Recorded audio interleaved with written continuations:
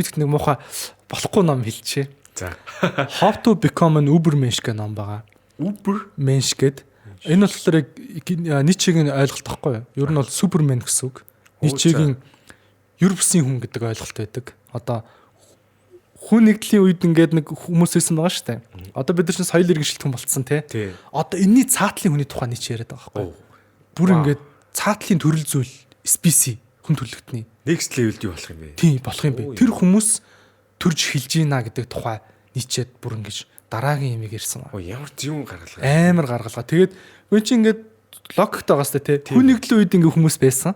Тэгээд одоо ингээд юунууд соёл иргэншилт хүн төрлөختөн байна. Тэгээд цаатлынхын дараачийн хүн төрлөختнийг бол Ubermensch гэдэг хүмүүс байгаа. Хүний төгсгөл ирж ийна гэж ярьж байгаа. Хүн гэдэг төрөл зүйл. Тэгэхээр тэр Ubermensch бол хүн биш. Арай өөр төрөл зүйл тийм үү гэж бүр ярьж эхэлж байгаа. Фүү наатаж уншмарсан гэж. Энэ англи дээр л байгаа юм уу тий? Тэгээд англи дээр л байгаа. Тэгээд амжилтанд хүрсэн түүхийг бүгд л ярьдаг. Харин уналтын түүхийг баг хэн ч ярьдаг анзаарлаа. Уналтаас сургамж авч санаа суй. Сайн байна уу ингээд санаа суй подкаст ээлж нэг шинэ дугаарыг хүргэж байна. Энэ удаагийн дугаарын зочин бол нэлээд онцлогтой та бүхэн YouTube дээр бол харж ирсэн баг. Philosophy гэдэг подкаст байгаа. За тэр подкастыг бол хөтэлдэг Дүлгөөн Баяр маань хүрэлцээрсэн байна. За өөр юу вэ гэхээр UX дизайнер байгаа.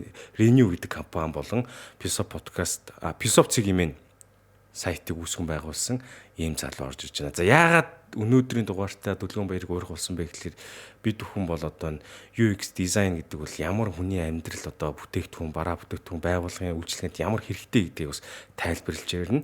За хэрхэн үүсгэн байгуулагдсан ямар алдаа замал одоо туршлагыг туулж явсан бэ энийг ярьсан. За дээр нэмээд хамгийн чухал зүйл бол одоо философи гэж хүн болгоно л яриад байдаг. Гэхдээ цаана яг юу гэдгийг те энэ одоо мэдлэг болох ямар хэрэгцээтэй зүйл гэдгийг одоо ойлгуулахыг зорьноо. За ер нь UX дизайн гэхээр хамгийн ойрын жишээг нь таханд дүрдчихэ. CVG аппликейшнийг хүн бүхэн хэрэгжилж байгаа те. Яг тэр аппликейшны чинь одоо доторх тэр харагдах байдал дизайныг үл хийсэн хүн бол одоо манай өнөөдрийн зочин Дүлгөөн Баяр маань байгаа маа. За сайн байна уу? За сайн байна уу өдрийн мэнд. За манай Дүлгөөн их философи гэдэг подкаст хөтлөж байгаа. Одоо өөрөө зочин болоод орж байна. Ер нь подкаст хөтлөхөд ер нь ямар санагддаг вэ? Хэцүү байдг вэ? Асуултаа өөр нөөцл сайн бэлддэг үү? Шууд ороод одоо нэг импровизаараа ярина гэдэг чинь тэгдэг үү? Чиний хувьд ер нь яаж подкаст явуулж байна? За яг өөрөө хийдэг подкаст буюу яг өөрөө хөтлөөд зочингүй дугаараа бол яалтчгүй скрипт гэх юм уу өмнө нь сэдвээ сайн бэлддэг. Тэгээд миний бодлоор яг анх ол хийж явахдаа ярихад төвхтэй учраас бүр ингэж наривчсан скрипт бэлддэг байжгаад сүүлийн үед бол яг аутлайнинг буюу ингэж эксалтаа гаргаад тэрнийхээ дагуу ярьдаг болсон. Зочинтой ярих үедээ болохоор яг тухайн зочноос асуух асуултуудаа мэдээж ихсааж бэлддэг. Тэгээ тэр нэг ойролцоогоор нэг 20-од асуулт бэлтжээд тэрэн дотор өөрөө бас импровизашнээр асуух асуултууд ч бас байгаа. Тэгэл явдаг да. Зөв. Одоо ингээд манай санаа суй подкастыг үзэж байгаа хүмүүс зориулж хэлээ. Philosophy подкаст гэсэн нэртэй байдаг. Монголоор кириллээр бичиж байгаа. Тэр философи гэж бичгээд ерөнхий нэрээр.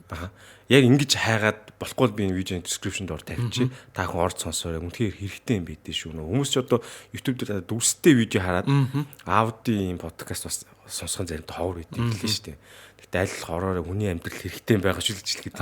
Тэгэхээр одоо таны өөрөө ч одоо UX дизайн энэ талаас ярина. Хамгийн түрүүнд ер нь шууд философи хүний амьдрал ямар хэрэгтэй юм бэ те. Хүмүүс болохоор ингэ ерөнхий ойлгоод иддэг те. Энэ бол одоо юуны цаад утга учирыг таньж мэдэх гэдгийг одоо жоохон дэлгэрүүлжтэй гоёор хөнгөнөр ойлголол.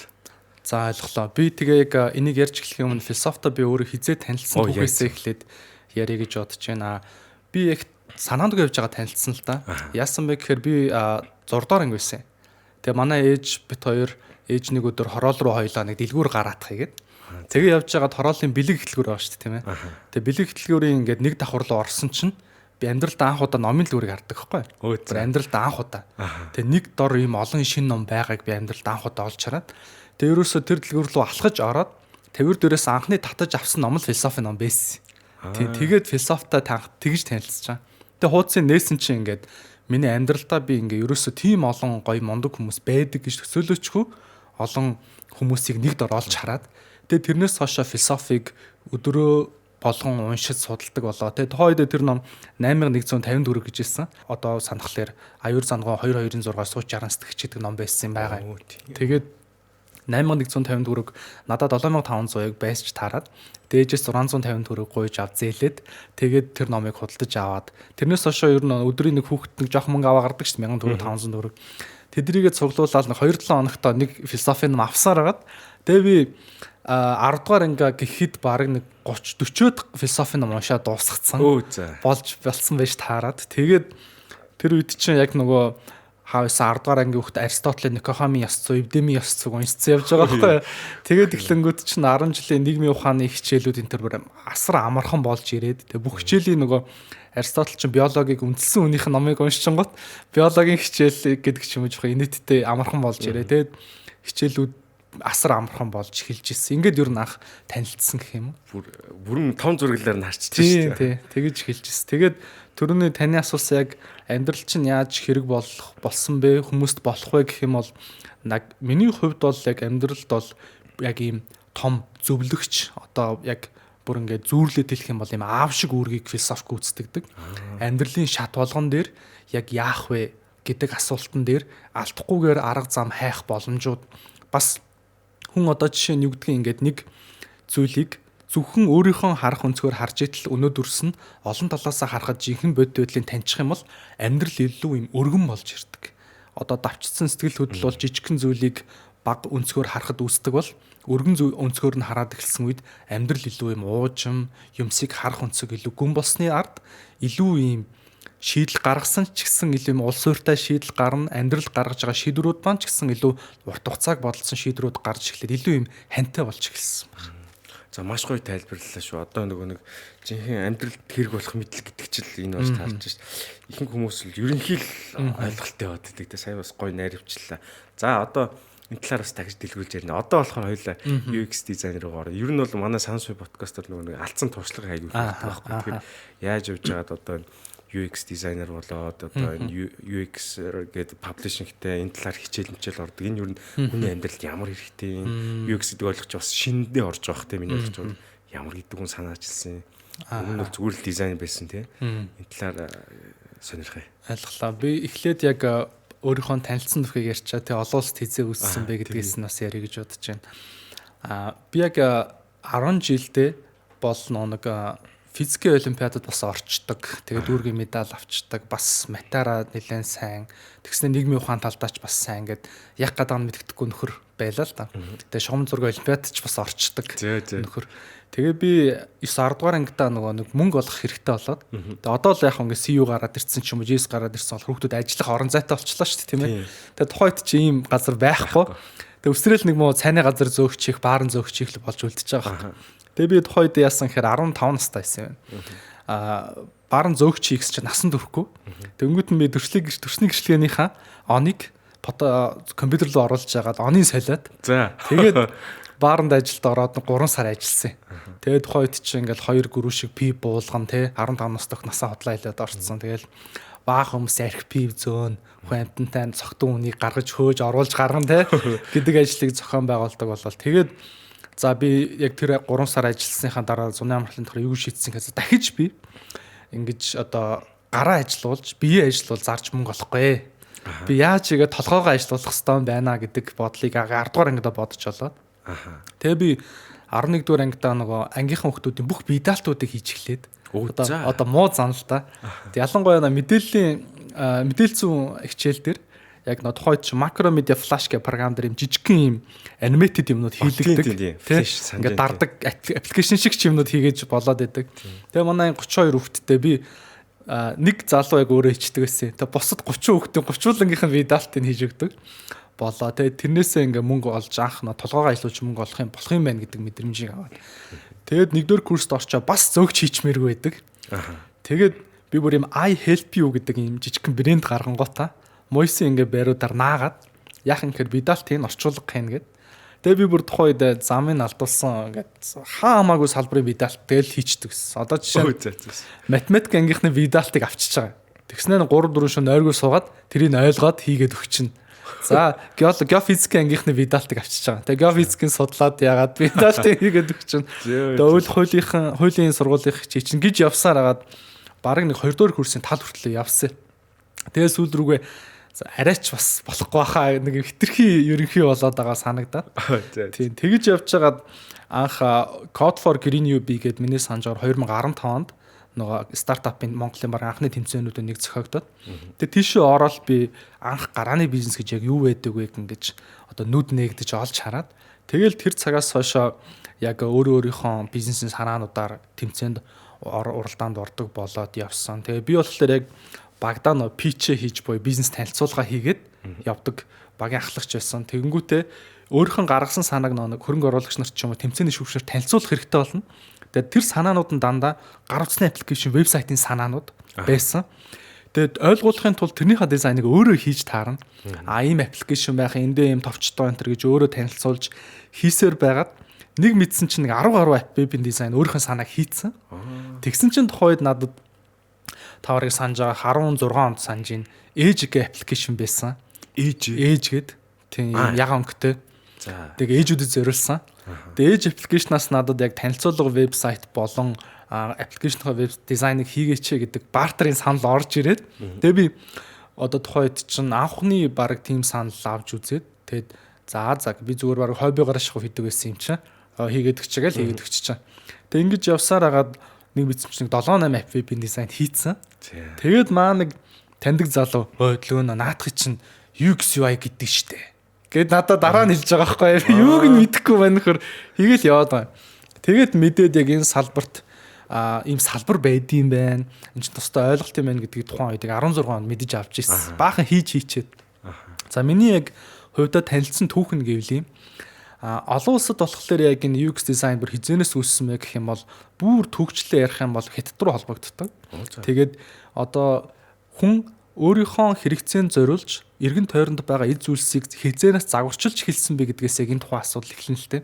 Тэгэнгүүт фэнкшүү гэж байдаг шүү дээ. Фэнкшүүгээс эхэлсэн гэж үздэг бүр анханасаа. Яагаад юм гэхээр тухайн одоо жишээ нь ингээ барилга дотор байгаа ороо хаан тавил зүгээр юм тийм ээ. Фэнкшүү дээр тийм гардаг шүү дээ. Авдраа хаан тавил зүгээр юм гэдэг ч юм уу. Тэгэхээр энэ чэнэс зүгээр түүхэн үүсэл гэж яг хөө ингээ зарим баримтнаар дурддаг. За энэс хоошоо явсаар гад дэлхийн 1-2 дугаар дайн руу хурж ирнэ л дээ.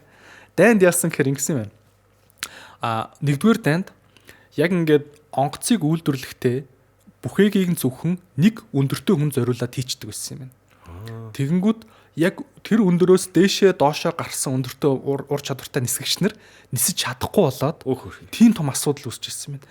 Тэгээ ерөөсөө үгүй энэ хүний хүчин зүйлд хамааруулж тухайн технологийн бүтээгдэхүүнийг өөрчлөх ёстой байна гэдэг санаа тэр онгоцны нисгэгчийн кабинаас одоо үүсч гараад тэгээд нэг ийм үе явсан байгаа.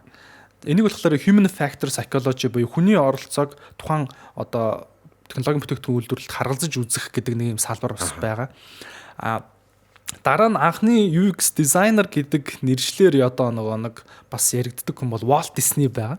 Тийм. Яагаад вэ гэхээр Walt Disney яг нөгөө хүний тухайн ингээд мэдрэмж тухайн бүтээгдэхүүний контентийг ч юм уу ингэж хүлээж авахт нь хүний сэтгэл зүй дагаж яаж ажиллаад байгааг нь харгалзаж үтсэн бизнест үтсэн хүмүүсийн анхдагч гэж үздэг.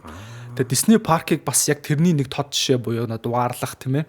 Каснаас юм авахыг нь тэгж хүний хүчин зүйлийг сайн бодолцсон жишээнүүдийн нэг гэж үздэг.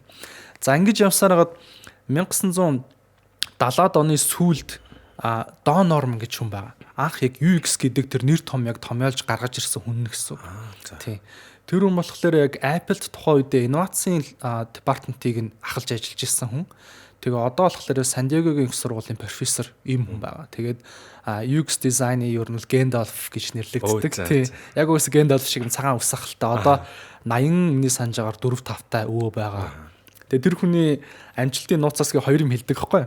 Юу юм гэсэн чинь миний нэгдүгээр амжилтын нууц бол урт наслах гэж. Миний өрсөлдөгч нар аль нас орцсон. Тэгээ би эргүүлжүүлээд номоо бичсээр байна. Тэгэхээр эн чинь өрсөлдөөний туйлын том фактор буюу нөгөө хэд нахиж ном бичиж чадахгүй би бичээж гин гэдэг амар аимшиг юм ярьдаг. Хоёр дахь нь би хиндэж ойлгомжтойгоор ярьж бас бичиж чаддаг. Учираас яг дизайны хүнд ойлголтуудыг хүмүүст хүргэж чадсан гэж ярьж байгаа. Тийм. Тэгэхээр түүхэндээ бол ингээд цаашаа явсан. Тэгээд UX дизайны тэр нэр томьёо тогтсноос хоошоо ер нь бол бас Apple-аас гаралтай том давалгаа өнөөдрийн бидний эргэн тойронд байгаа бүх дижитал бүтээгдэхүүнүүдийг загварчлахад энэ том нөлөө нь тэнцэнээс эхэлж үүссэн байж байгаа жишээ. Нормал зөв. Ийм юмтай. Монголын түүх ярих юм бол монголчууд өмнө нь бол нэг бас анзаардаг шүү дээ. Одоо яг тусад нь ингээд захиалагч нар бол ингээд өгж шүү дээ. Яг энэ гэж хэлье гэдэг. Энд одоо хөгжлийг хийцэн ирсэн бол. За Яг 2000 оны 2007-8 онд ч юм уу веб дизайн гэдэг нэршлэр явж исэн байгаа юм. Тэгэхээр нөө веб дизайнерууд гэж байсан. Яг нөө гар утасны аппликейшны хөгжил төдийлөн гарч ирээгүй байсан учраас яг тухайлсан вебсайтыг хийдэг хүмүүс бол байсан байгаа. Гэхдээ олон улсад бол явж исэн байгаа шүү дээ. Аль хэдийн UX UI гэдэг нэршил нь. Тэгэнгүүт Монголд болохоор яг UX UI гэдэг нэршил 15-6 оны үед бол сарцсангүй ингээ хэлбэршсэн байсан байна. Ойлгоод эхэлсэн. Яг технологийн хүрээнд ч шүү дээ. Гэж явсаар агаад 2021 онд ингээд бүүм нь явсан. Бүр ингээд оргил цэг нь яваад. Одоо баг мэрэгжил сонгох болгон л UX UI болчих гол тийм ээ. Олон улсад ч гэсэн UX UI дизайнерын зарын тоо бүр ингээд буудаад хөөсрөл нь явсан. Одоо яг нэг криптогийн хөөсрөл гэдэг чинь UX UI дизайнер хөөсрөл явсан баг. Бараг л ингээл UX UI дизайнер болчихвол юм бол чи өста мундаг те. Өндөр цалинтай гээл нөгөө нэг юунууд нь ч гэсэн компаниуд нь ч гэсэн UX UI дизайнер л байчих юм бол одоо ингээд бүх юм шийдэгдэж чинь гэдэг өнгө өста яваад. Тэгээ одоо тэр хөөс бол яг 22 оны сүүлээр хагараа дууссан. Одоо л илүү докторчоод яг ингээд ус буслагч нь усын буслангууд нэг хөөрчөө буцаад буудаг шүү дээ. Одоо л ингээд буугаад яг байр байрандаа орцгоцсон байж байгаа. Тэгээд одоо болохоор дэлхий болоод Монголд ч гэсэн яаж байгаа вэ гэхээр ийм танилцуулга вебсайт болон ийм ойлгомжтой нэг процессын урсгалтай системийн дизайныг хийх бол амархан. Тэрийг хийх дизайнер бол зөндөө байна. Жишээ нь юу вэ гэхээр за нэг онлайн худалдааны сайт ч юм уу те. За эсвэл одоо юу гэдгийг нэг хөргөлтийн апп ч юм уу те. Эсвэл одоо нэг компани танилцуулга вебсайт ч юм зүгээр нэг захиалга авдаг ч юм уу. Энэ бол амархан. Яг жоохон хэцүү хэсгүүд байна шүү дээ те. Жишээ нь одоо юу гэдгийг тухайн нэг бизнесийн датан дээр анализ хийгээд тэн дээр график үүсгэдэг платформ ч юм уу те. Нэг AI based одоо ChatGPT шиг платформ ч юм уу. Эсвэл нэг social media платформ ч юм. Яг ийм дизайн хийх одоо чадвартай дизайнер болоо дизайны агентлагийн тоо цөөхөн байгаа гэсэн. Одоо Монгол байгаа нөхцөл байдал. За одоо дараагийн асуулт бол ийм байгаа юм л да. Яагаад ингэж UX-ийн дизайн ямар хэрэгтэй гэдэг хүмүүс их нь ойлгоцсон байдаг. За хэрэгтэй байна нэгт. Хоёр дахь асуудал нь болохоор одоо тэр дизайн хийлгэж байгаа компани ч юм уу одоо чинь өөр дээр чинь ингээд цайлгуулж байгаа байгууллагч юм уу тэд нэр тэр одоо төслийг өдөрж байгаа хүн ч юм уу тухайн компани гүйцэтгэх захирал ч юм уу тийм эдгээр өөрсдөө тэр санааг дизайнертай ойлгуулах гэдэг нэг асуудал яваад байна тийм энэ дээр монголчууд одоо яг тийм гүйцэтгэх удирдлагын хүмүүс жоохон учир дутагдaltaй юм шиг санагдаад тийм энэ талаар тайлбарлаж ирвэл тээ яавал одоо санаагаа зөв ойлгуулах юм юу хүсэж байгаа яаж ойлгуулж чадахгүй болох шиг байна. За энэ дээр ярихын өмнө яг нэр томьёоноос эхлээд нэг хөөх хэрэгтэй нэг юм асуудал үүсэж байгаа. Юу юм гэхээр яг UX UI гэж би нөө хосолсон нэршлэр нь ер нь бол төдийлөн би бол ашигладаг юм. Дээрэс нь олон улсуудаас яг эндээс татгалзах чиг хандлага явж байгаа. Яагаад вэ гэхээр энэ өөрөө ингээд хоёр тусдаа мэрэгжил, хоёр тусдаа бүр ингээд шал өөр салбар. Тэгэнгүүт жишээ нь ингэж байгаа байхгүй. Dernhood гэдэг нэг гадаадын 28 жил ажилласан UX дизайнер.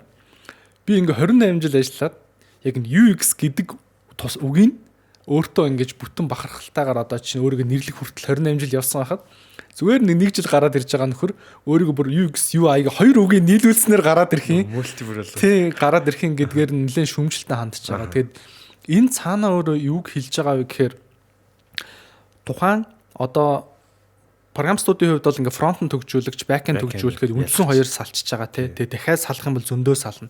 Энтэй адилхан яг UX UI ч өөр энтэй нэлээд төстэй гэхэд хаашаа гэхдээ ямар ч байсан салах ёстой зүйл байгаа даа. Захиалагчдын хувьд яг нөгөө нэг UX дизайнерын хувьд тухайн ингээ процессыг чиглүүлэх, лидершип хийх үүрэг өөрөө бас байдаг тухайн төсөл дээр. Одоо чинь тэр ихний санаа нь өөрөө түүхий байх. За тухайн санаа өөрөө цэгцрээгүй байх юм бол тэрэнд өөрөө UX дизайнерын нэгдүгээр ажил нь юу болдог вэ гэхээр санааг нь зөв загварчилж эхэлж гаргаж ирэх буюу асуудлыг нь зөв тодорхойлох гэдэг нэгдүгээр ажил нь гарч ирнэ гэсэн. Дизайн ажлын нэгдүгээр ажил.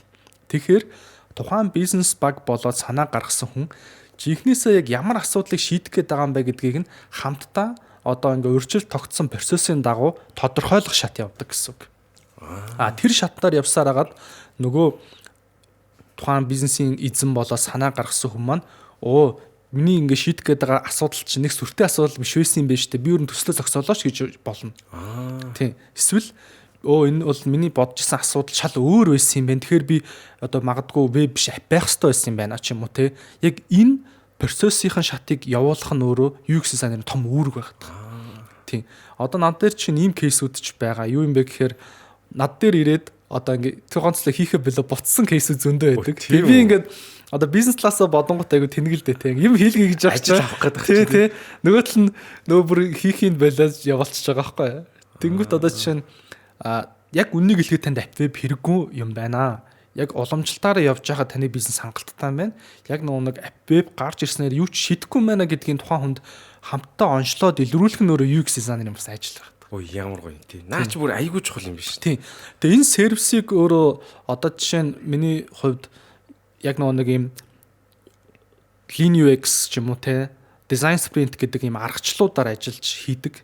Одоо жишээ нь илүү нэг урсгалын процессоос үүдсэн төслүүд болон гарааны бизнесүүдээр design sprint-д тохирдог бол илүү ингээд нэг өмнөх төсөл нь явж байгаа хувилбарын шинэ хувилбарыг бүтээхэд тэр Lean UX гэдэг аргачлалд тохирдог ч юм. Ингээд янз бүрийн олон түүл буюу можааны багжууттай. Эхлээд оншлно шүү дээ. Эм чи ингээ эм өхийнхөө өмнө оншилдог шиг. Тэр процесс нь явдаг гэсэн. Тэгээ энэ нөөрөө асар том үүрэг байдаг. Тэгээд яг UX дизайнеруудын ёс зүйн асуудал нь хаана яригддаг вэ гэхээр нөгөө хүнд нь яг үннийг хэлэхэд тэр төсөл нь хэрэггүй байтал одоо мөнгөний авахын төлөө хий гэсээр хагаад ямар ч үсэн нэг те гой веб хийгээд мөнгө аваа гэрээгээ хаахаас илүүтэй яг тэр төсөл үнэхээр хүнд хэрэгтэй юу гэдэг нь эхлээд нэгдүгürt шалгах хэрэгтэй. Тэнд нь өөрөө тэр бизнесийн одоо төлөөллийг чиглүүлэх хэрэгтэй том үүрэг байгаад бас. Тэ. Яг энэ үүргийг бол биелүүлэх хэцүү л дээ. Тэ. Оо за би өстой ахуйдаа энэ шинэ мэдж авлаа. Заавал хэрэгтэй үгүй яг ингээд тодорхойлж өгнө гэдэг чинь айгүй чухал юм биш. Дизайнерууд ийм байд юм биш үү? Ажлаа аваа. За манай дүлгэн нөөл өстой бүр эренгүүт яг хэрэгтэйг нь онцлоод өгнө шүү. За энэ бол үнэхээр хэрэгтэй юм байна. Одоо яг хинх хүмүүс одоо ингээд санаагаа ойлгуулдаг мөртлөө тэр нь яг өөрийнх нь амьдралд хэрэгтэй үгүй гэдгийг ялахгүй л яваад идэм юм байна. Тэрийг бол мэдж авлаа. За одоо тэгвэл ингээд дизайнер хийж яхад нь одоо энэ чиглэлээр ажиллаад бас тодорхой хугацаа өнгөрлөө. Энэ хугацаанд одоо ямар бэрхшээлүүд гарч байгаа. Одоо манай одоо хамгийн нэг дугаар болгон дээр асуудаг асуулт бол одоо яг энийг хийж яхад ямар саад бэрхшээл болох вэ? Тийм кейс одоо юу вэ гэж. Окей. За би яг нэг гашуун сургамжуудаас бас айгу хуваалцъя. За тэгээд ийм байла. Одоо би чинь нэг ингээд өөрийнхөө идеал процессыг ярьж штт те сая өмнө ингэж явдгаа гэд. За би яг 90% төслүүд дээр бол ингэж явж чаддаг. Тодорхой нэг 10% төслүүд байна. Алдаа гаргаж яг саяныхаа ярьсан шиг явж чадаагүй.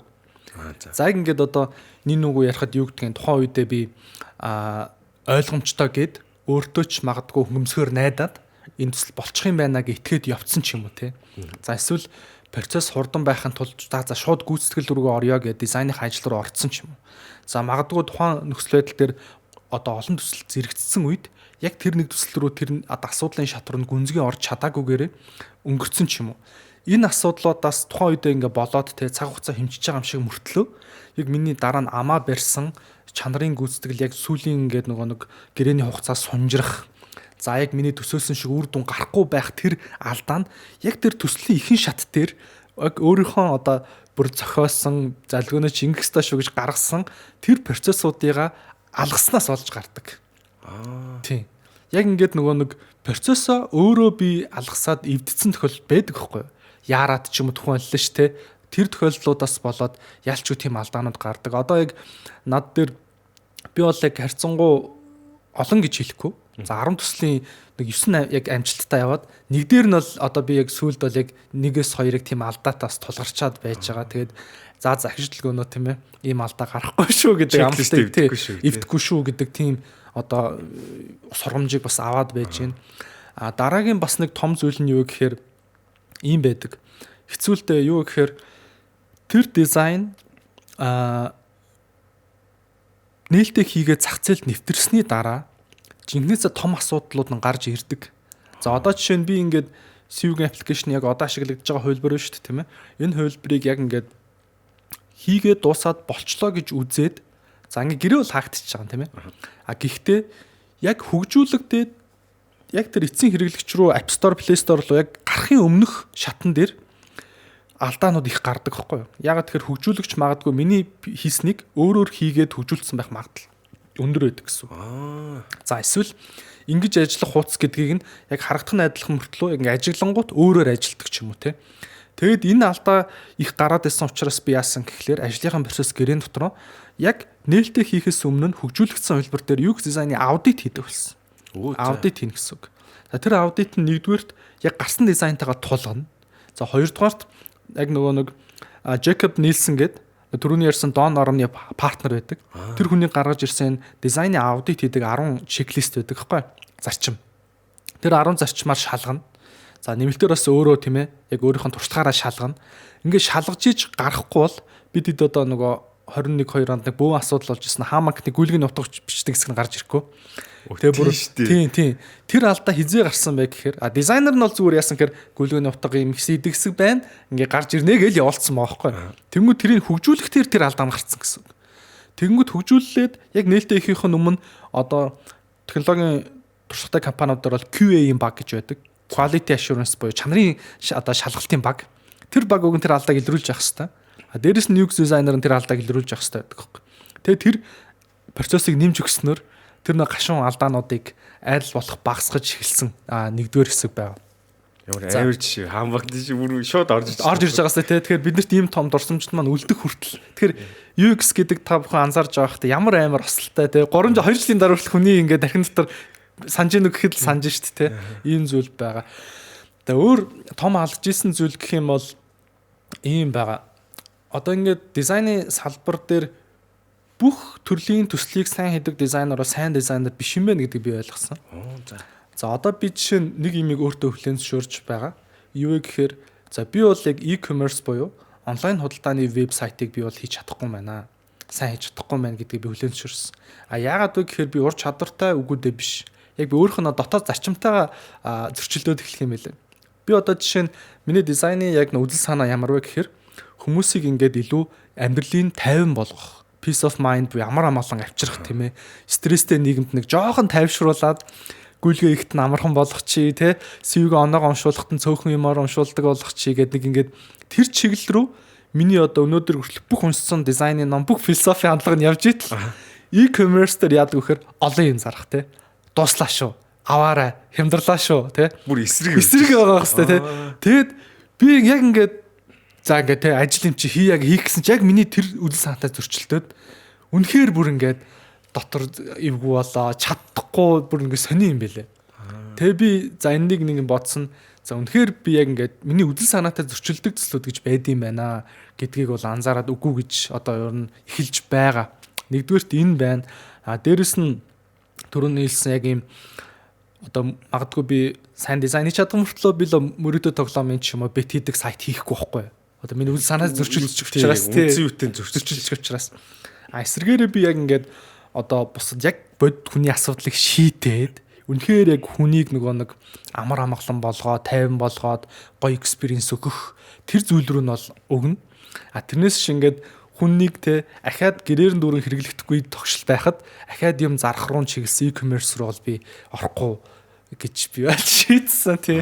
Нэг тийм байгаа. Тэгэхээр дизайнерууд гэх юм уу хүмүүс маань яг өөрийнхөө сайн муу ч юм уу те ур чадварыг үнэлэхдээ бити ингэж хавтгаан шугамаар үнэлээрээ таны магадгүй үйл санаатай зөрчилдөд байгаа болохоор тэр төсөл урагшлахгүй ажих магадaltaй шүү гэж хэлмээр. Зүг. За ямар гоё юм сонсчоо. Одоо ингээд одоо юу гэдэг гэрээгээ бодоод ажиллаа бодоод бол их нь ер нь монгол хүмүүс ч авчих гад байдаг байхгүй. Тэгэхэд бол үйл санаагаа баримталж энийг хамгаалж одоо тэр ажлаас одоо авахгүй үгүй гэж хэлж байгаа гэдэг бол үнэхээр одоо төлөвсөн хүн байна л гэж харж байна л да. Одоо дөлгөөнөө нэг пост хийсэн тийм хүн бол одоо бие махбодын хувьд насан турш байна.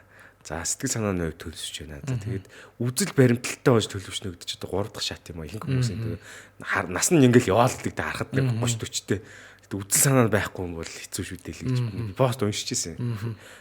Facebook-с чиний хийсэн постыг. Тэгээд энэс үргэлжлүүлэл асууад бол одоо дөлгөөн маань яг ингээд үзэл санаандаа үнж яг тэрийгэ баримталдаг, чеклисттэй хадгалдаг те. Яг тэрнгүүр яг явд юм байна. Тэгэнгүүт энэ үзэл санаа яаж ямар үед ер нь голцоогоо анзаархад одоо хүмүүс төлөвшөж байна. 3 дахь шат ш сая явууллаа. 3-ын зөвхөн хамгийн сүүлийн шат тийм. Ялангуяа эн чинь нэг наснаас хамаарахгүй зүйл байгаа даа шүү дээ. Ааха. Тэгээ юунаас уншсан мэдлэгээс болт юм уу? Яг хүний амьдралын эргэн тойрон орчноос нөлөөлт юм болов. За яг энэ дээр ингээд тодорхойлт шиг хатуу хариулт хэлэхэд хэцүү юм. Зөвхөн би өөрийнхөө бодлыг л хуваалцчих таарах нь л те. За нэгдүгээрт бол хүнд яг туулсан нөгөө амьдралын туршлага бас их нөлөөлөх байх. Тэгээд тэр туршлагууд болоод эргэн тойронд болж байгаа зүйлсээс анзаарч хараад ухаарч үлдэж байгаа тэр зүйлсүүд бас их нөлөөлнө. Тэгээд яг өөрийнхөө эцсийн цэцэг амьдралыг юугаараа хэмжээ дуусгах вэ гэдэг асуултыг их асуухаас эхэлнэ л дээ. Би одоо жишээ нь Стив Джобсаас хамгийн том үлгэрчээ авч байнга одоо юу гэдэг номуудыг уншихаас эхлүүлээд үлгэрчээ аваад ингээл дагаал явж идэг хүн баггүй. Гингүүд Джобс болохоор өөрийнхөө амьдралын эцсийн ингээд дүгнэлтээ хийхдээ яг би өхөөсөө өмнө яг юугаар мань дурсагдах вэ гэдэг зүйл рүү анхаарсан байгаа даа. Тэгвэл Джобсын одоо миний Facebook-ийн cover дээр байдаг нэг зураг байдаг. Ямар вэ гэхээр Джобсын 11 онд өөрөө рүүгээ бичсэн мэйл байгаа. За. Миний хүн iPad-наас өөрөө рүүгээ бичсэн мэйл нэг шүлэг шиг. Тэр мэйлийн агуулга нь болохоор за ингээд одоо чинь хоёулаа ингээ өмссөн хувцас өөрснөө аяагүй тийм ээ. Тий. Одоо энэ микрофоныг ч юм уу бит хоёр зохион бүтээгээгүй. За одоо юу гэдгийг одоо өнөөдөр идэх хоолойхоо тэр орц малыг бит хоёрт хижээгээгүй тийм ээ. Тэгэхээр би одоо өвдөд имлэгт эвтлэхэд намайг тариаг би хийгээгүй. Тэгэхэд өнөөдрийг хүртэлх хүн төрлөختний ингээ бүтээсэн баялаг дотор бид нар амьдарч байгаа гэдгээ нэгдүгээр талархах хэрэгтэй. Нэгдүгээрт тэгэхээр амьд байгаа энэ хугацаанд яаж буцаагаад эргээгээд өөрийнхөө зүгээс энэ хүн төрлөختөнд бэлэг үлдээх вэ? Яг энтэй адилхан гэдэг хандлага өөрөө Стив Джобсын амьдралын философи нөхгүй. Тэг энэний дагуу бодоод үзэнгүүт би яг өөрийнхөө амьдралыг юугаар хэмжих вэ гэдгийг бодоод эхэлчихэж байгаа. Одоо миний амьдралын яг үнц нь юу вэ гэдгийг. Тэг энийг биш үү те. Одоо ингээд байгууллага болгонд байдаг vision, mission, value гэснээр үнц нэг л бичдэг шүү дээ. Тийм баг ижлэг. Тий. Сүүл рүүгээ баг бүгдээрээ адилхан болох гээд байгаа ч юм шиг. Тэгээ хүмүүс ингээл асуунгууд бас нэг юм хэлдэг те. Гэхдээ би жинхнээсээ бодоод үзээрэй гэж хэлэх гээд байгаа. Би жинхнээсээ. Одоо англиар бол honestly гэж хэлж байгаа шүү дээ. Тийм. Яг за чи те нэг хүн ингээд надаас за ингээд тодорхойлсон нэг үнц сэнчнийхээ хамгаалаад өгч чадах юм уу? Тэ амьдрал чинь энээс давсан үнц сэнтэй байж чадах юм уу? Гэж яг энэ дээр ингээд тулгуурлаж өдрийн бодол шөнийн зүуд явсаар хагаад за би яг энэний төлөө явсаар хагаад өгөхөд харамсах зүйлгүй гэдэг тэр нэг юм үнцнийг бүтээх хэрэгтэй юм шиг. За энийгээ бүтээсэн байхад тэрнээс бусд нь бол одоо цаг зуурын асуудал болоод хувирчиж байгаа. За тэр нь одоо жишээ нь мөнгө ч юм уу те. За эсвэл нэг сайхан хоол ч юм уу те. Эсвэл нэг хин нэгэнтэй сайхан харилцаатай үлдэх ч юм уу те. Тэгэхээр тэр хинд би үнж байх вэ гэдгийг дотроо бүтээгээд тэр зүйлдээ одоо тэрийг хамгаалахын тулд юм тэмцэл болоод хувирчижлаа юм л та. За үнэхээр гоё тайлбарлаж өглөө. Одоо саяын жишээ бол айгүй гоё шүү дээ тий. За бас тэгвэл одоо байгаа орчинд талархна гэдэг чинь айгүй гоё байхгүй. За ингээд өдөртөө мэргэлдэг CV-гийн аппликейшнийг гоё дизайнтай болгож өгсөд баярлалаа гэх юм үү дээ ингээд. Саяын ярианаас би ингээд нэг гоё юм ойлгосон. Энэ үзэл санааныхаа төлөө ингэж бат зогсно гэдэг чинь ямар гоё юм бэ тий. Одоо юунаас ч гандан буухгүй гэдэг тий. Тэгэнгүүт одоо сүүлийн үед л бид нарт одоо манай залуу ч юм уу бас юм бүрэн одоо ухаарах гэж муухай хэллээ. Бүрэн арай таньж одоо орчны юм одоо observe хийж амжаагүй хүмүүс маань жоох үзэл санаагаа ингээд нэг тэгчий гээд нэг худалдах гад тэгтэй чи нэг Three Body Problem киноны зургаар ингээд пост хийсэн байсан шүү дээ. Энэ ер нь их гарч яана уу? Юу гэж бодож байна? Залуучууд нэг үзэл бодолтой үнд зогсож чадахгүй байдаг шүү дээ. Ааха. Тий, энэ яг ийм байгаад байгаа маа. Одоо бид нар жишээ нь хүссэн үсээгүй капиталист ертөнцид амьдарч байгаа. Тэгэхээр нөө Масловын хэрэгцээ гэдэг шиг биднэрт хэрэгцээнүүд байна.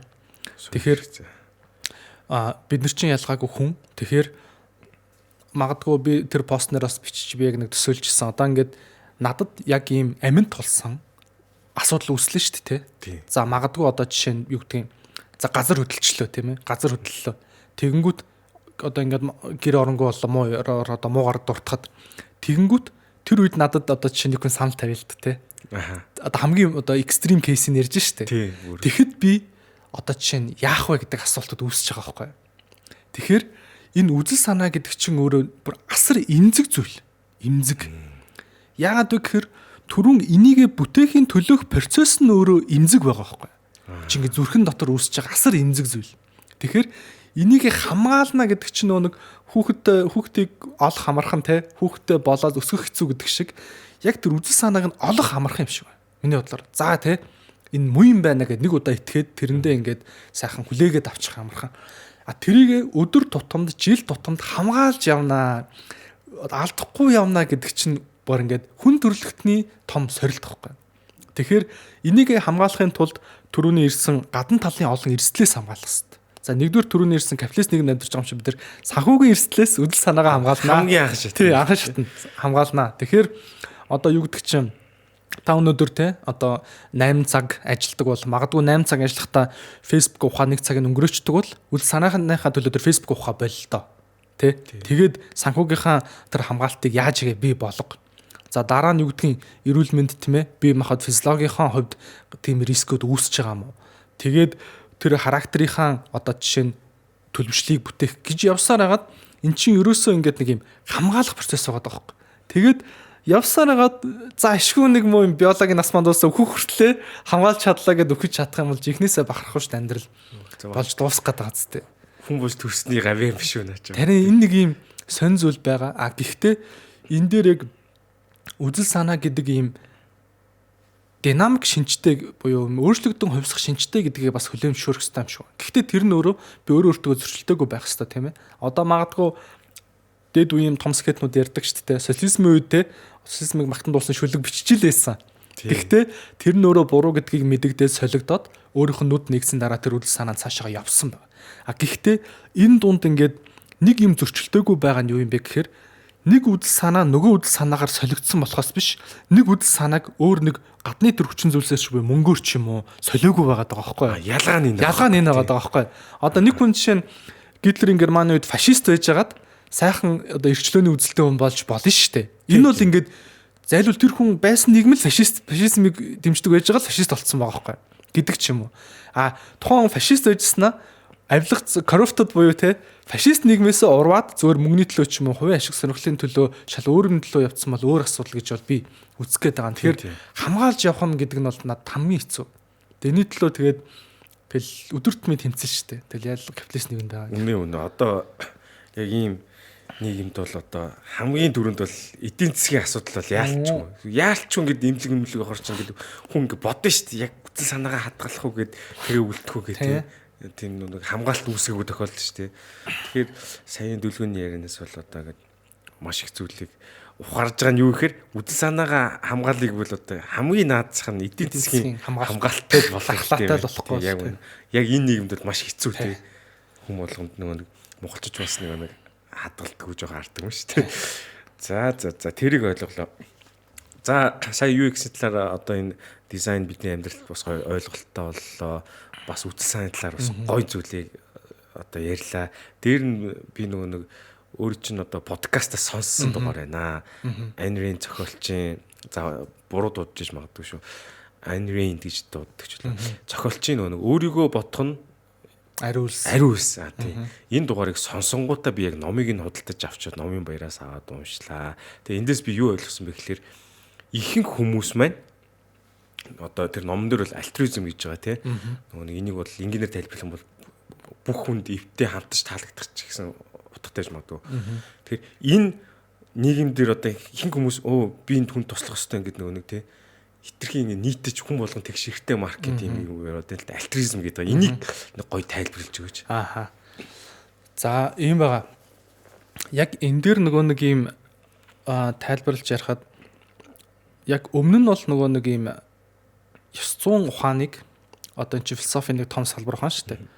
Яг ингээд томьёожуулч ч юм уу те хэмжиж болохгүй гэж үздэг. Тэгээд тэр үзлийнх нь нэг хамгийн том төлөөлөл нь бол ирцнал ресурс төлөөлөл нь альтруизм баггүй. Юу гэсэн үг үгээ гэхээр за нэг хүн намайг чи хажууд чинь нэг гүлэг унтсан хөвтөж туслахгүй байгаа нь чи муу тэ. За эсвэл чи ингээд өөрөө чинь одоо хүүхэд те хоолгүй байхаа нь яах вэ те Африкт хүүхдүүд өсч чинь чи тийшээ донет хийхгүй бол чи юм уу ч юм уу те гэдг нь суурь санаа нь юу юм бэ гэхээр хүн өөрийгөө бусдын төлөө бусад гэдэг ойлголтын төлөө золиослох ёстой, золих ёстой гэдэг суурь ойлголтоос эхэлж байгаа юм. Одоо Тэгэнгүүт энэ өөрөө нөгөө ханаас эхлээд Айн Рэнд маань ийм тэрслэн үзэл энэ альтруизмаас ингэж том жигших санаа нь явцсан бэ гэхээр Оросоос дөрвж гарсан хүн шүү дээ. Оросод одоо нөгөө яг эд одоо коммунизмын дэглэм тогтож явах үед Оросоос дөрвж гарсан. Тэгээ тэр үед юу болцсон бэ гэхээр яг цаанаа бол ингээд нэг хувийн эрх ашиг яригдж байгаа те Сталин гэдэг ч юм. Тэгэнгүүт чи одоо те бата нийтийнхэн төлөө чи юу одоо өглөө унтмаар байгаа тэр чи хамаагүй бусаад ажил гэ хэлээд байгааз. Тэгэхээр ер нь бол ингээд дахиад нэг алхам ухраад харчих юм бол тухайн нэг юм хувь хүнийг олон нийтийнхэн төлөө өөрийгөө зориулах ёстой гих замаар тодорхой нэг цөөнхийн бүлэг эрх ашигын төлөө гаргаж ирсэн бас санаа яваад байгаа юм. Тэр нь одоо Сталин гэдэг ч юм уу те гих мэт. За одоо чинь шашин дээр аваад үзэх юм бол чи бусдын төлөө тусал инг гэдгээр бас нэг шашны тодорхой бүлгийн эрх ашиг ч юм уу те. Яг ингээд хувь чанар руу илүү нөгөө нэг юм өгөөсгөл нь явдаг, тийм санаанууд явдаг. Энэчнээс Айн Рэнд ингээд нөгөө эсрэг дархлаа гэдэг шиг гарч ирсэн сэтгэгч гэж хардаг. Тэгэнгүүт юу гэж харсан гэхээр үгүй ээ. Яагаад надад ашиггүй олон нийтэд ашигтай байхаараа сайн болчтой. Олон нийтэд ч ашигтай, надад ч бас ашигтай баймаар биш үү? Тий. Тэгвэл тэр чинь юугаар хэмжихийн гингүүд окей, энийгээ тэгвэл хэдүүлээ объективизм гэж нэрлэлчихье.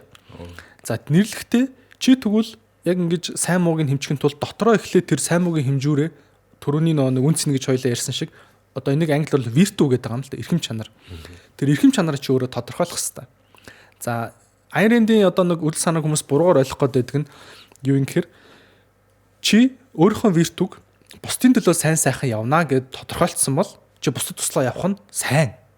Одоо нэг тэр хүн яг өөрийнхөө тэр тодорхойлсон үн цэнтэйг л зөрчилдөхгүй бол сайн байх нь шүү дээ. Миний тодорхойлсон үн цэн нь юу гэдгийг би үр хүүхдэд хайрлах те нэгдүгээрт бусдын хүүхэд хоёрдугаарт байх нь байж болно шүү дээ.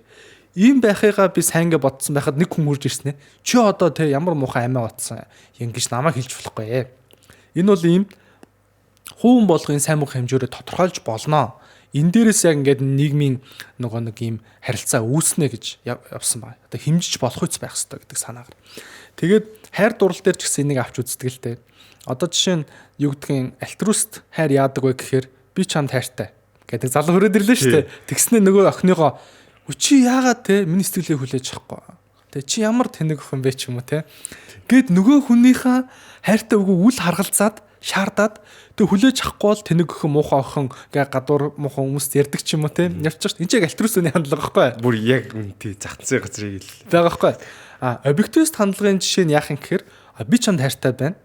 Чи яг надад хайртай байна уу те?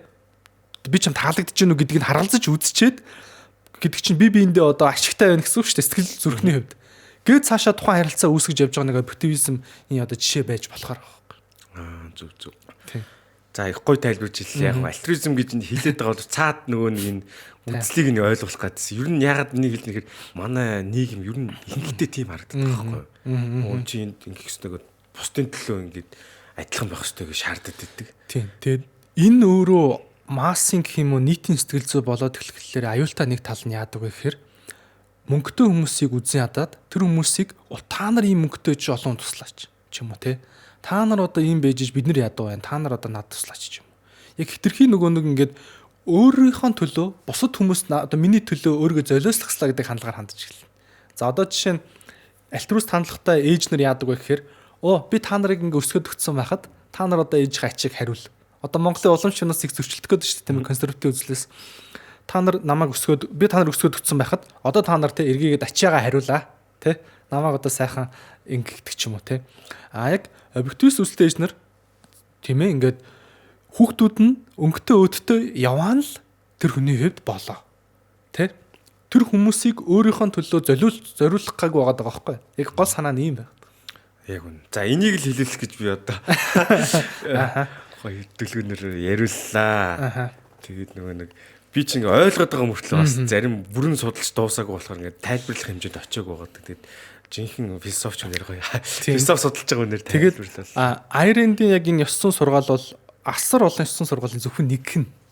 Тэгээд нэг сурвалж л. Би Ницшегийн яг сүүлийн 1-2 жил Ницшег илүү төлхөн уншиж байгаагийнх.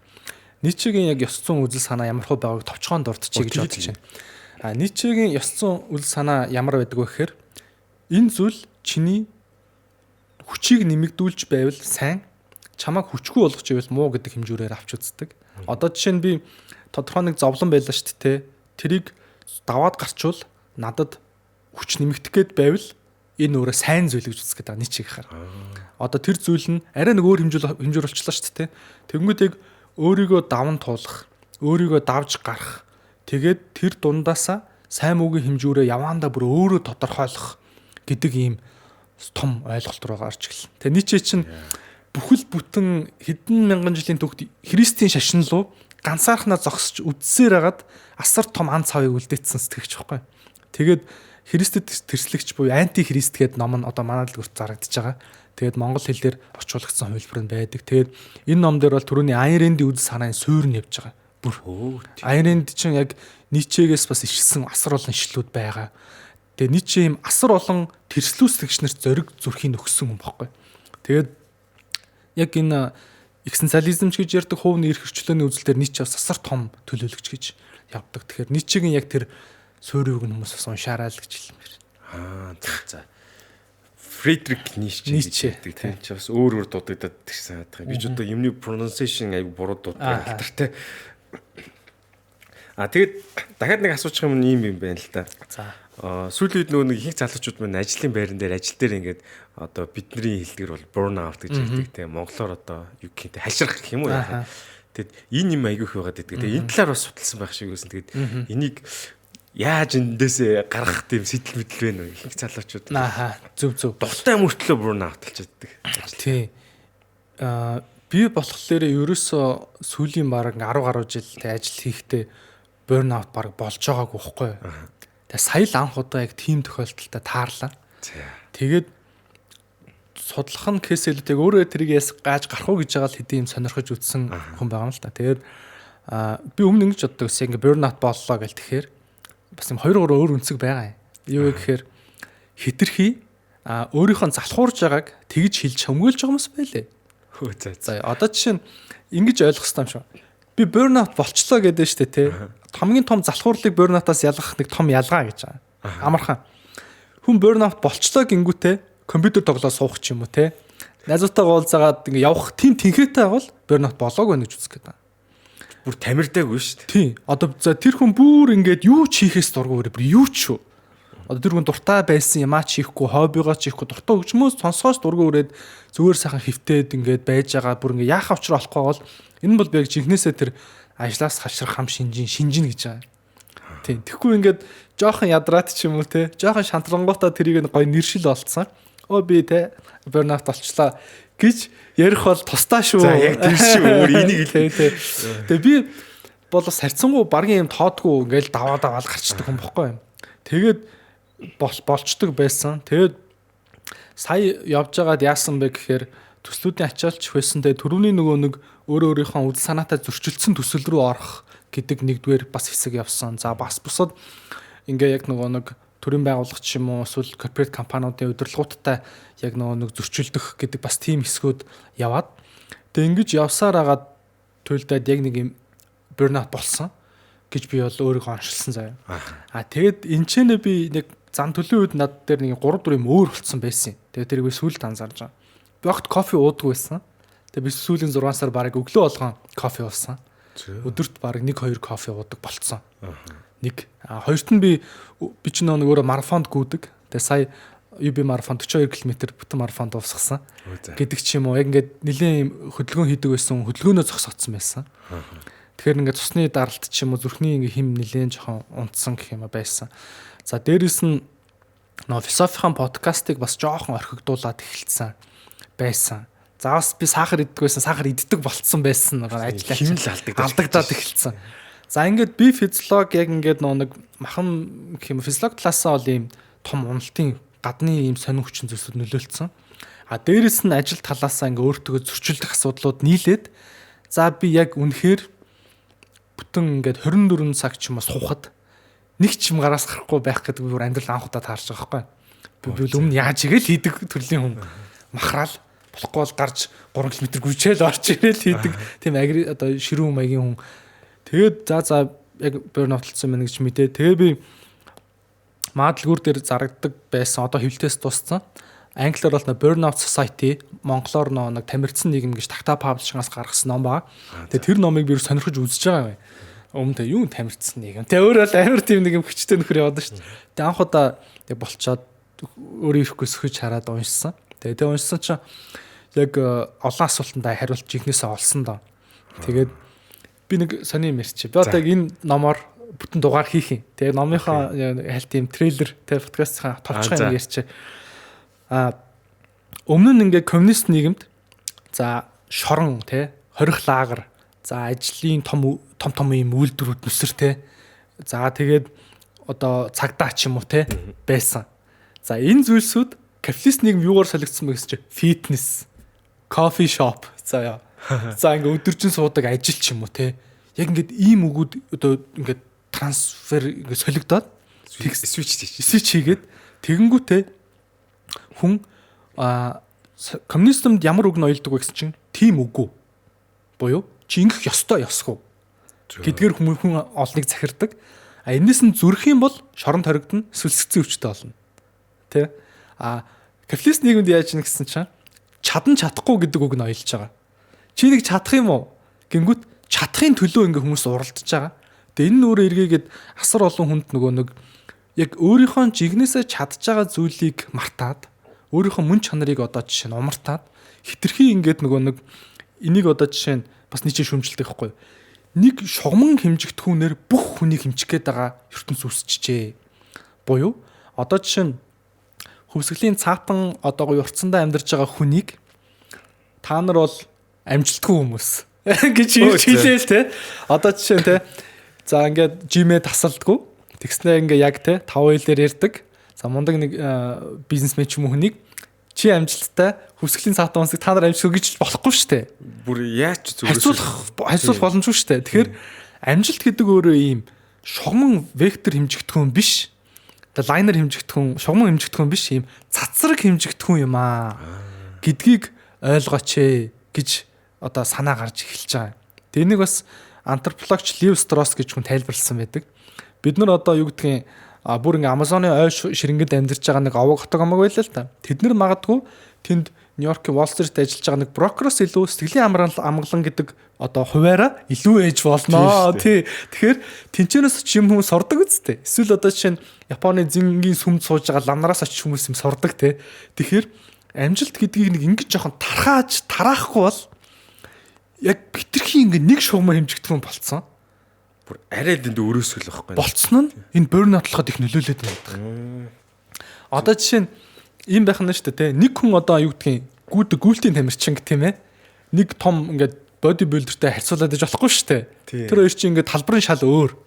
Гэдэгтэй адилхан байгаад байна. Тэгэхээр та бүхэн яг ингээд амжилт гэдэг ойлголтыг өөрөө дотроо тусдаа тодорхойлж явахгүй бол бүгдийг одоо юу гэдгийг Стив Джобстай ч юм уу те бүгдийг одоо яг том брокертай харьцуулаад явах юм бол энэ burnout үүсээд байгаа бас нэг том фактор юм бэл. Яг үн тий. Одоо сошиал медиа дээр хүмүүс чинь яг иймэрхүү зураг мураг бусдын юмыг харангуйтаа өөрийгөө харьцуулж өөрийгөө ингэ сэтгэл готролд утгагүй юм руу оруулаад шүү дээ. За одоо жишээ нэг сүлд ингээл ярьж штэ сошиалэр их дагагчтай байх ч юм уу те стори хийнэ тэрэгэл одоо зарим нэг инфлюенсерүүд ярьж штэ. Тэнгүүт би бүр нэг эсрэг жишээг нь хэлэх үү.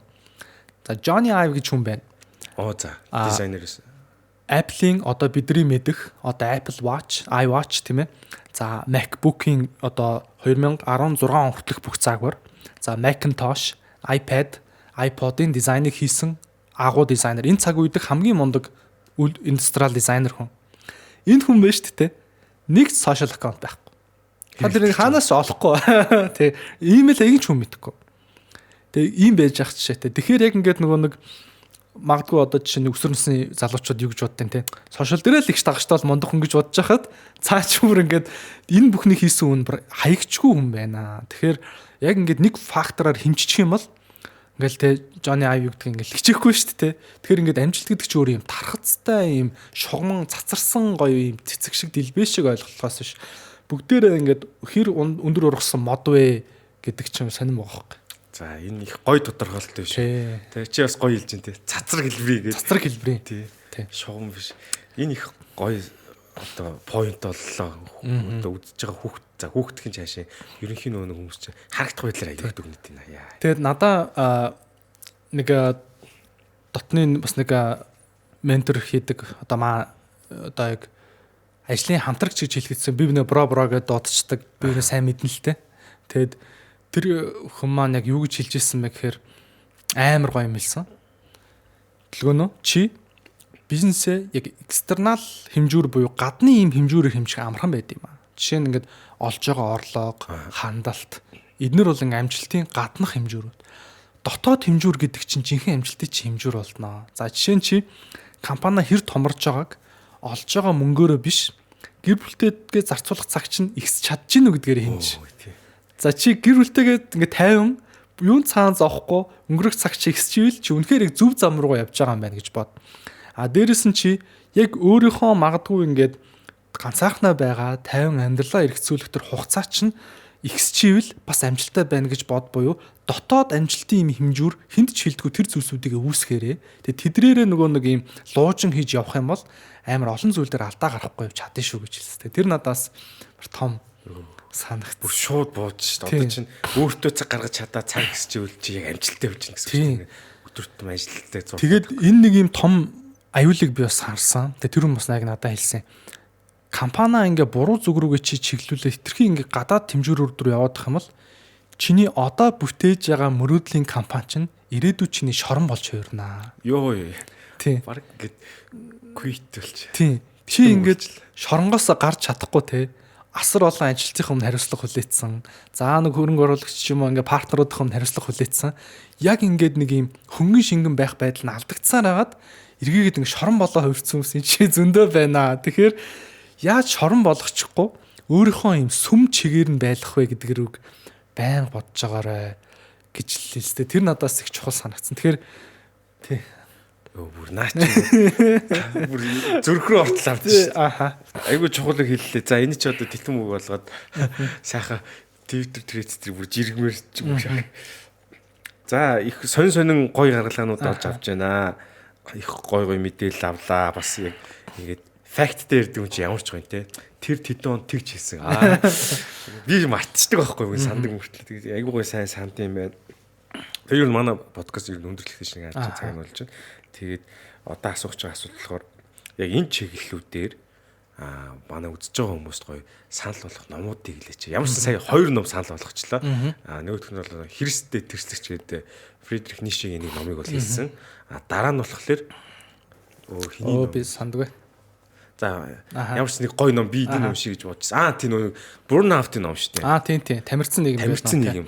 Burnout Society. За энэ ном ийм 2 номыг бол би сая тогтоож авлаа. За энийг бол уншия гэж бодож байна. Тэрнээс гадна ер нь ингээд та нар энийг уншвал ер нь сайн ярьдаг тийм философи гэдэг ойлгол таны амьдралд чинь ингээд баг ментор яг хийгээ явчихаар ийм номнууд юу байна. За би яг өөрийнхөө ном сонгох юг санал болгоё. Аргачлалыг. Би бестселлер номыг уншдаггүй. Ягаад тэгэхээр бестселлер ном гэдэг чинь яг олонхын уншиж байгаа ном гэсэн үг шүү дээ. Олонхын уншиж байгаа номыг уншчих юм бол яг олонхтой адилхан сэтгэж чинь. Тэгэхээр яг бестселлер болж чадаагүй тэрний доотлын номнууд бүр асар сайн номнууд байдаг байхгүй юу? Одоо жишээ нь би Стив Джобсын Walter Isaacson-ы намтар буюу одоо монголоор бүрэн цадгийн гарцсан байгаа. Би тэрийг уншихгүй хойш нь тавиалгаа. Гэхдээ Джобсын бүр ингээд яг Монголд ерөөсөө мейнстрим болоогүй асар олон ном байдаг. Одоо чинь би Becoming Steve Jobs гэж ном яг одоо уншиж байгаа. Тэр ном бүр асар өндөр нөлөөлж байна. Бас After Steve гэх Steve-ийн нас сурсан дараа гарсан ном байгаа. За дараа нь Johnny Ive намтар байгаа. За энэ гурыг уншсан. Энэ бол гайхалтай номнууд. За бизнесийн салбарт энийг уншаараа. За UX дизайны ном бол асар олон санал болгож чадна. За би яг 5 ном санал болгочих. За Don Ornos бол юг Design of Everyday Things гэх номыг бол бүр яг Библи болгож унших хэрэгтэй. Дизайн сонирхож байгаа хүмүүс. Тэгээ энэ номыг болохоор архитектурын салбарынхан, за хэрэглээний сэтгэл судлалын салбарынхан интерьер дизайнерууд уншдаг. Бүр ингээд нөх хөтөлбөрт нь оруулж. Тэгэхээр таад маань уншаад үзээрэй гэж хэлмээр байна. За Norton Living with Complexity буюу төвхтэй байдал донд амьдрах нь гэдэг ном байгаа. Тэрийг бас уншаад үзээрэй. За emotional design гэдэг сэтгэл хөдлөлийн дизайн гэж ном байгаа. Тэрийг уншаад үзээрэй. За өөр Rosenfeld Media гэдэг нэг гадны том яг зөвхөн UX дизайны асар нарийн номнууд гаргадаг газар байгаа. За бүр ингээд 0-5 насны хүүхдийн аппликейшн дизайныг яаж хийх вэ гэж ном байгаа. За бүр онлайн сургалтын платформ дизайныг яаж хийх вэ гэж ном байгаа. За бүр сервис дизайн гэдэг номыг хамгийн сүүлд уншсан. Одоо үйлчлэгээний дизайн ямар байх хэвээр. Даатгалын үйлчлэгээний процесс ямар байвал зүгээр байд. Ингээ бүр ингээд герман олон улсын жишээнүүдтэй яг тэн дээр альсан дизайнерууд нь өөрснөө бичсэн. Бүр ийм том тэгээд нарийн салж байгаа. Тэгээд Rosenfeld-ээс 60 хэдэн ном гарсан байгаа. Та вебсайт руу н ороод үзээрэй гэж хэлмээр байна. За ингээ дизайн салбар дээр бол энэ философи тал дээр бол яг ингээд 2-3 ингээ шатлалаар номуудыг хуваачвал зүгээр гэж боддог. Яг ингээд миний анх уншижсэн 226 гэдэг шиг тийм эмэгтгэл шинжтэй номнууд гэж байна.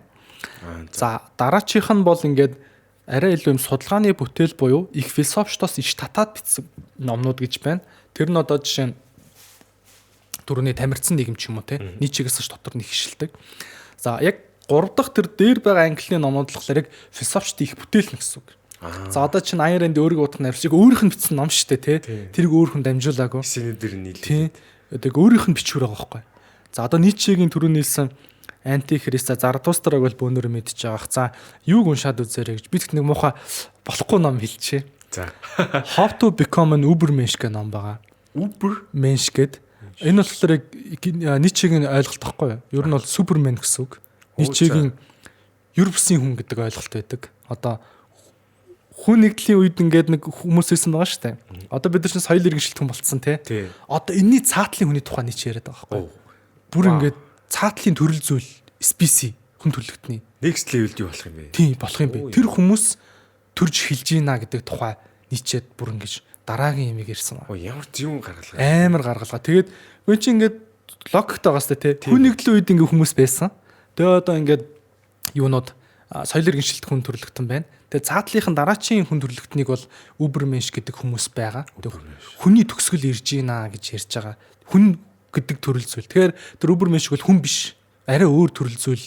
Тийм үү. Гэж бүр ярьж эхэлж байгаа. Фүү наатаж уншмарсан гэж. Энэ англи дээр л байгаа ном уу тий? Тэгээ англи дээр л байгаа. Тэгээд энэ санаанууд нь болохоор Ницшегийн Заратустра дээр гараад цаашаага Will to Power дээр нь бүр тод гараад тэгээд Beyond Good and Evil гэд бүр ингээд яг энэ санаагаа Ницше насан туршдаа ярьсан ба.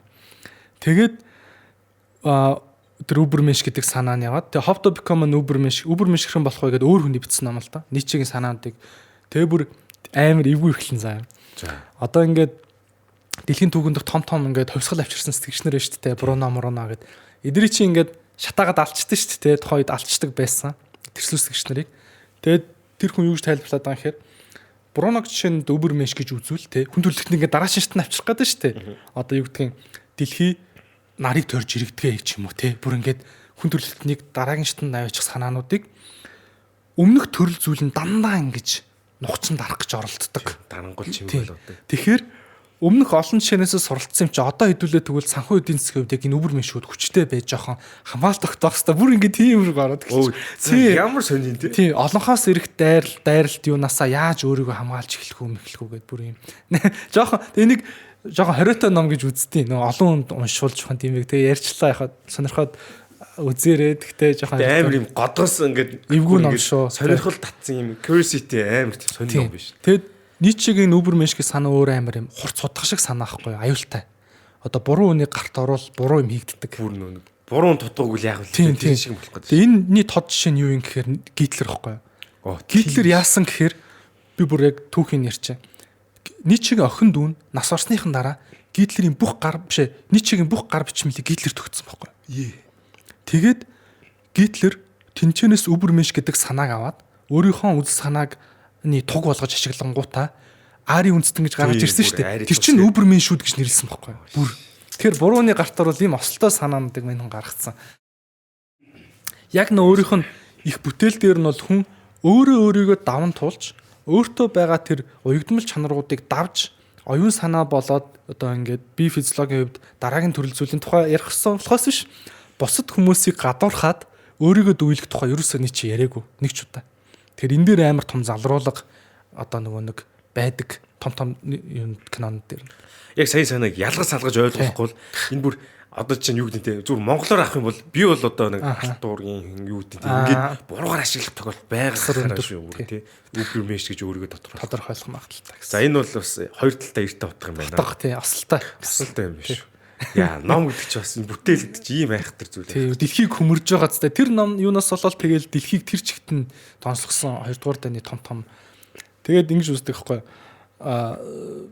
Тэг яг ингээд ийм осолтой л да. Тэг энийг ингээд цаашаа дэлгэрвэл бүр ингээд нарийн өрөө бас арах гэдэг. Тэгээд энийг зүгээр уншиж байгаа юм бол ядч ухамсартайгаар тий ялгаж салгаж чаддаг. Ерөнхий суур мэдлэгтэй одоо муугар хэлэх юм бол жоо суур мэдлэгтэй ижил юмыг судлахгүй л тий хамаагүй юм руу хайлтчих эвгүй юм билээ шүү. Би бас тий жишээ харж байсан болохоор буугаар яаж буутахын сурахгүй байж буу гартаа атгачих юм бол өөрийгөө буутчих магадaltaй шүү дээ тий. Осолтой гар хөлөө буутчих гэдэг. За эдгээр номууд байна. Өөр ном байгаа юу? Саяхан ингээд за юу яг хоо Монгол дээр гарсан гэвэл яг одоо нөгөө нэг юм дээр үеийн гэдэг нь би хэдний эдийн үеийг хэлэх гэхээр социализм үед бичигдчихсэн. Гой уран зохиолын номуудаас уншаасаа гэж юу нь хүсэж байна. Тийм одоо Чингис Айтматовын Цаазын давтсан гэдэг ном байдаг. Киргиз зохиолч чинь тий. Тэгэд Цаазын давтсан би бүр 10 жилдээ уншиж байсан. Тэгээд тухайн үед бас яг миний ингээд тухайн үед хүүхдийн мэдлэгийг тэлээд үйл санаа төлөвшөхөд бас их нөлөөлж исэн. Бас нөгөө нэг Ж Пүрвга Манан Будан гэдэг нэг зохиол байдаг тий. Манан Будангааг бас би 10 жилдээ уншиж байсан. Нөгөө нэг юу ширээний доор ивэс хийдэг гэсэн ном манахгүй. Тий. Тэрийг аваад уншсан чинь гоё. Тэгээ би нэг зүүн авалтаар уншаад дуусгах гэсэн. Тэр номнууд яг бидний үгийн сан их баг болчихжээ. Яг одоо итгэн үгэнд байгаа. Итгэн үгэн дотор эргэлдээд байгаа. Тэгээ би аль болох ингээд үгийн санг жоохон баялаг ярих гэж подкастуудаар хичээдэг. Тэгээ манай подкастт дор нэг тийм комент байсан. Гадаадаас сонсоод танаа подкаст сонсоод монгол хэлээ айгу сэргийж байна гэдэг. Тэр комент бас их нэг монголоор ярих тийм сэтлийг бас их төрүүлсэн. Харин тэр Чинагон галсантай хийсэн подкастын сонсож үнэхээр баялаг үгээр ирж илээ шүү. Хаанаас гаргаад ирв.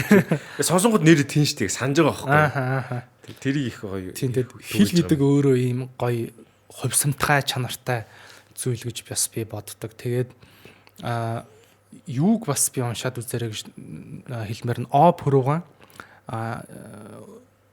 юу лээ? Монгол бөөгийн шишин гэдэг ном байгаа.